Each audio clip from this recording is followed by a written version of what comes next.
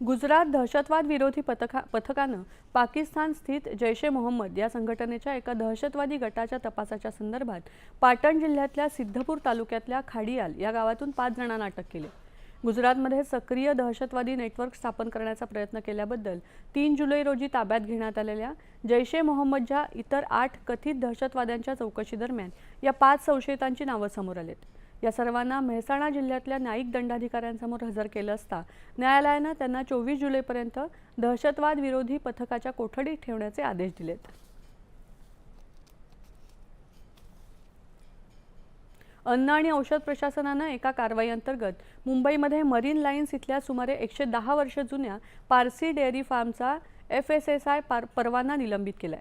तपासणीमध्ये आढळलेल्या अन्न सुरक्षा आणि स्वच्छतेसंदर्भातील अनेक गंभीर त्रुटींमुळे ही कारवाई करण्यात आली। अलीकडेच के रुस्तम्स आणि नूर मोहम्मदी यासारख्या खाद्य आस्थापनांवर देखील आरोग्य नियमांचं उल्लंघन केल्याबद्दल कारवाई करण्यात आली।